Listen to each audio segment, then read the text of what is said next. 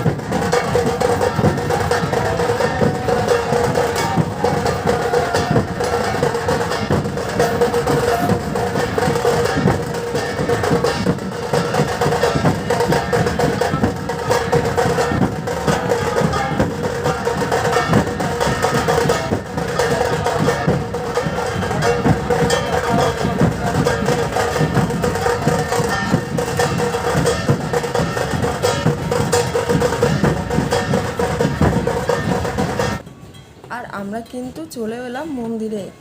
তোমরা দেখতেই পাচ্ছ মন্দিরের সামনে প্রচণ্ড ভিড়, আর সবাই কিন্তু এদিক ওদিক দিয়ে বাতাসা ছুটছে। আর ভগুর মাথায় কিন্তু একটা বাতাসা পড়েছিল, ভগু চিল্লিয়ে উঠেছে। আমাদের ভূভূষণা চলে যাচ্ছে এখন ওর ঠাম্মির কোলে স্নান করতে। আর দেখতেই পাচ্ছ স্নান ঘাটে প্রচণ্ড ভিড়। আমাদের ভূভূষণা বায়না করছিল কিন্তু প্রথমে যে আমি স্নান করব না, আমার ঠান্ডা লাগে, কারণ অত সকালবেলায় তো স্নান করা অভ্যাস নেই। তবুও ওর ঠাকুমা ওরকে জামা কাপড় খুলিয়ে নিয়ে জোর জবরদস্তি স্নান করতে নিয়ে চলে গেল। আর ভিড়ের মধ্যে ভগু তো চিল্লায় যে যাব না। আর দেখতেই পাচ্ছ ভগুকে নিয়ে ওর ঠাম্মা আস্তে আস্তে করে নামে, কারণ এত লোকের মাঝখানে আস্তে আস্তে যদি বয়স্ক মানুষ জোরে যায় তাহলে পড়ে যাবে, যেহেতু আমরা ছিলাম না। ও চলে গেল ওর ঠাম্মার সাথে কিন্তু স্নান করতে।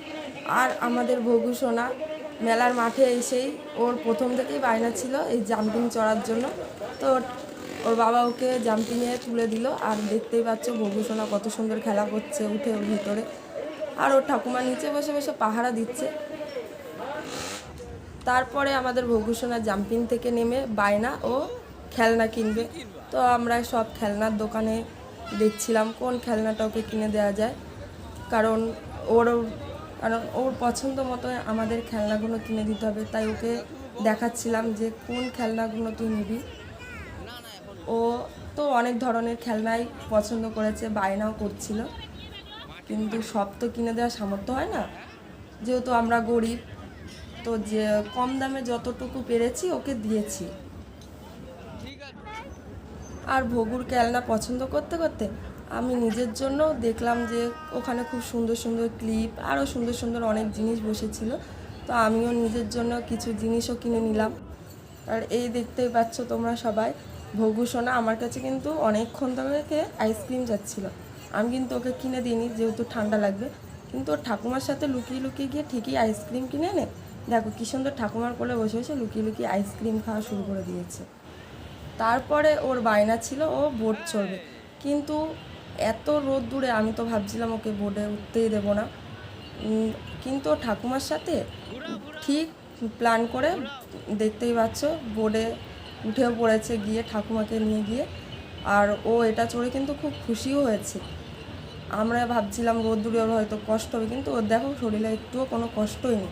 আর তোমাদের কেমন লাগলো ভিডিওটা অবশ্যই কিন্তু কমেন্ট করে জানাবে। আর আমরা কিন্তু বাড়ির উদ্দেশ্যে রওনাও করলাম। আর যেতে যেতে দেখছিলাম যে স্টেশনে কিন্তু লোকের চাপ একদমই কমেনি। আর তোমাদের কেমন লাগলো অবশ্যই কিন্তু কমেন্ট করে কমেন্ট বক্সে জানাবে বন্ধুরা। আর চ্যানেলটিকে সাবস্ক্রাইব করতে একদম ভুলবে না, আর অনেক অনেক শেয়ার করে দেবে যাতে সবাই দেখতে পারে মেলার দৃশ্যগুলো। টাটা।